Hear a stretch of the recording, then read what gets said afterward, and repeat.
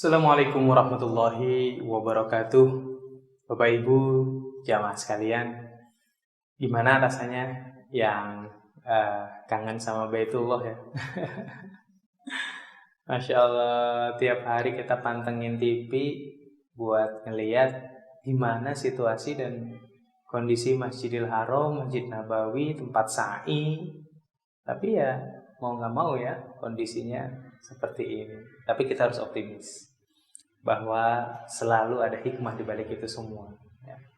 Sebenarnya ini cara Allah untuk memberitahukan kepada kita ya, tentang bumi.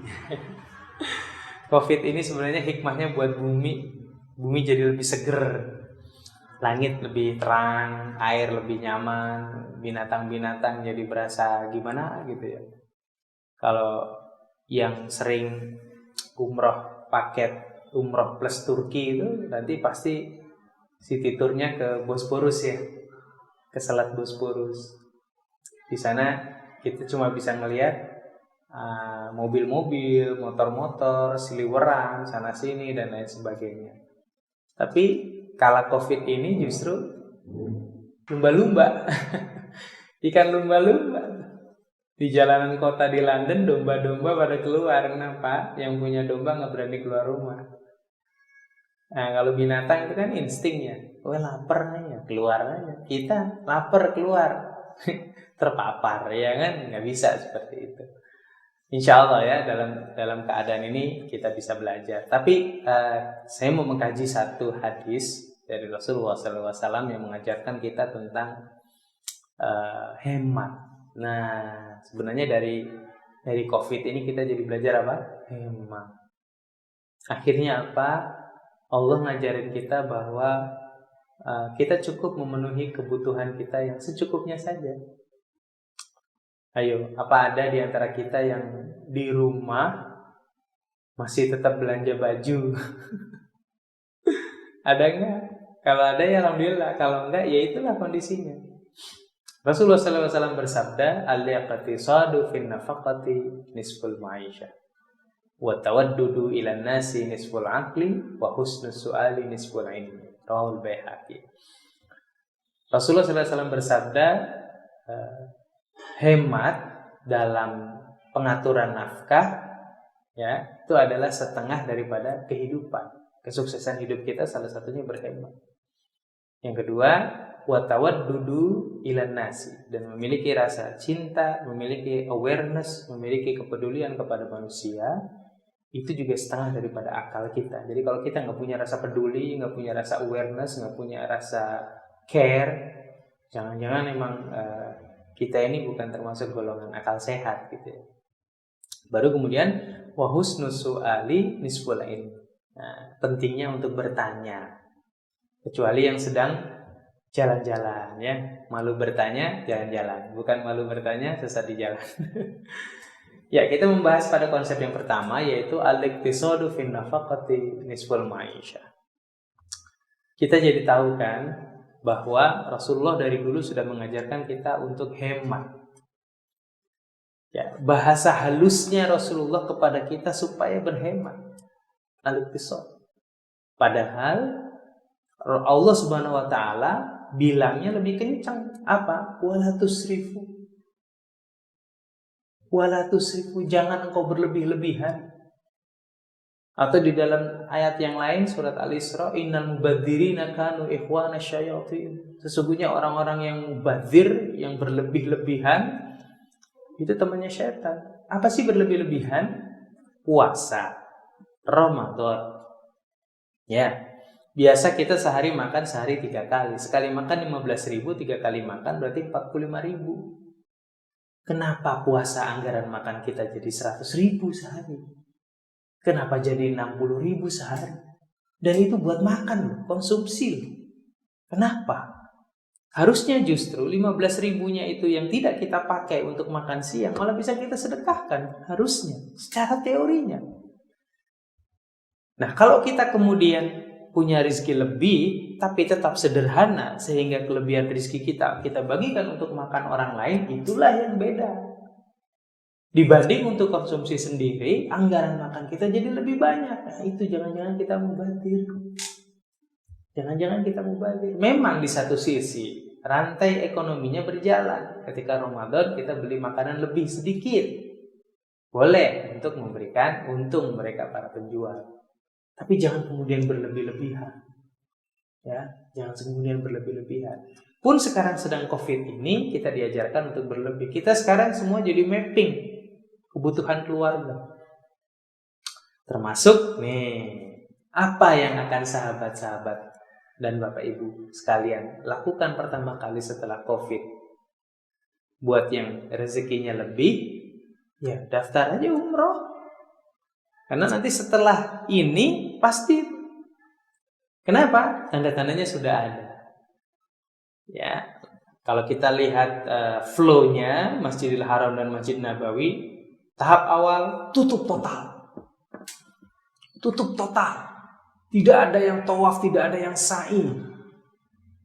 Tidak ada yang melakukan kegiatan di pelataran Masjidil Haram. Para pekerja-pekerja datang dan sholat sendiri-sendiri. Sendiri-sendiri, tidak ada yang berjamaah. Tapi kemudian sekarang mulai berubah. Sholat, tapi khusus buat para pengurus.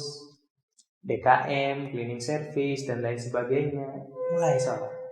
Setelah itu, bordernya Ka'bah dibuka. Nah, mulai sholat depan Ka'bah. Setelah itu, social distancing. Setelah itu, sekarang mulai banyak. Udah mulai penuh lama-kelamaan insya Allah. Terus berdoa bahwa nanti positif. Ketika benar-benar pengumuman itu dibuka untuk ziarah, maka terbuka lagi kesempatan untuk umroh. Ayo segera. Ayo berlomba-lomba untuk menjadi jamaah umroh pertama dari Indonesia yang landing di Jeddah atau landing di Madinah. Kemudian bisa bersujud langsung di depan Ka'bah. Insya Allah kami Daku Travel akan memfasilitasi itu. Ikuti terus bagaimana info-info dari Daku Travel. Ini pentingnya kan al-iqtisad. Kita sekarang sedang PSBB, tidak bisa melakukan apa-apa, tapi justru inilah kesempatan kita untuk belajar. Jangan-jangan kita dengan PSBB ini khatam manasik umrah, khatam manasik haji, lebih serius dibanding kalau offline. Kalau offline kita jadi belajar umrohnya on the spot. Tidak ada yang salah, tapi kita butuh pendalaman misalnya. On the spot kan.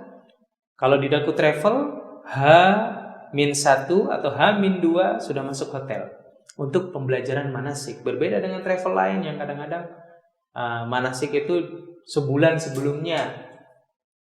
Kita tidak, H-2, jadi sudah mulai masuk. Sehingga sebenarnya umrah kita itu bisa 10 sampai 11 hari. Sehingga teman-teman yang bekerja bisa mengajukan cutinya apa? Cutinya adalah sebanyak 10 hari atau 11 hari.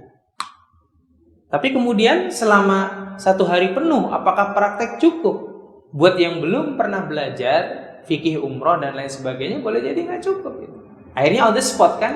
Sambil umroh, sambil belajar. Tidak ada yang salah. Itulah proses. Tapi sekarang ketika online, kita jadi bisa belajar satu persatu. Oh begini. Oh kita jadi paham. Oh kita berawang-awang terus. Sambil terus kita berdoa. Ya Allah, udah dijadwalin nih umroh bulan Agustus. Ya Allah, pasca haji. Ya Allah, ada Covid. Ya Allah, dapat berita Masjidil Haram ditutup sampai akhir tahun. Ya Allah, Engkau yang bisa merubah keputusan ini semua. Nah, boleh jadi doa para bapak-bapak dan ibu-ibu, keikhlasan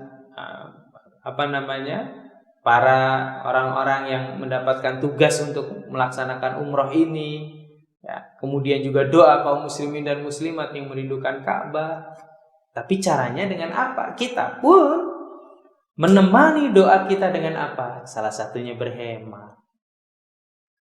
Ini mungkin cara Allah menyuruh kita untuk memperbaiki niat umroh kita. Kita niat umrohnya karena apa? Ya, ada loh umroh yang karena gengsi. Tiap tahun kita umroh, masa tahun ini nggak umroh, coba. Karena gengsi itu. Tapi ada juga yang benar-benar ya Allah udah jadwal seperti ini nggak bisa, gimana ya Allah. Nah, ini kesempatan buat kita semua. Ya, kesempatan buat kita untuk berdoa. Dengan apa? Dengan tetap berpikir hemat. Nanti juga ketika sampai di sana berhematlah.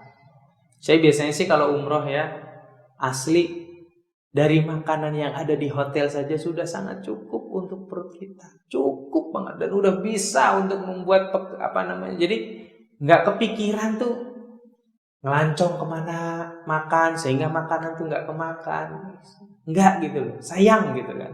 Sudah waktunya makan, waktunya ibadah. Jadi uang kita benar-benar tidak untuk kita konsumsi, bahkan kalau perlu uang itu kita siapkan untuk hadiah. Malah memperbanyak belanja tapi untuk orang lain, bukan untuk gaya-gayaan juga. Enggak ada. Tidak itu seperti. Jadi kita berpikir iktisad. Nah, dalam hal ini kita adalah sampai Rasulullah SAW juga mengingatkan kita, wala tusrifu bil ma'i walau kunta fi nahar. Jangan kamu berlebih-lebihan dalam air, bahkan di saat kamu berada di dalam sungai. Kita ketika berada di dalam sungai, itu nggak boleh kita berlebih-lebihan. Atau bahasa lainnya, ketika kita sedang panen, ya, ketika kita sedang mendapatkan banyak, jangan berlebih-lebihan untuk diri. Ya, jangan berlebih-lebihan untuk diri, tapi manfaatkan untuk orang lain. Itulah yang kemudian menjadi manfaat. Dan itulah nilai daripada Islam rahmatan lil alamin. Semoga belajar hemat ini benar-benar kita gunakan lebih baik. Mana yang penting, mana yang tidak penting. Benar-benar pada saat kondisi COVID ini sampai pasca COVID nanti, sekiranya memang selesai di bulan Juni 2020, maka sebenarnya masih ada waktu recovery itu. Kalau kita sudah terrecovery, maka kita harus masuk kepada level kedua. Wa tawaddudu ilan nasi nisful aqli. Aware kepada manusia. Lihat kanan kiri, kita sudah survive, mungkin sudah bekerja, tapi tetangga kita masih belum survive. Ayo bantu kebutuhan pokoknya, bantu kanan kiri, ayo.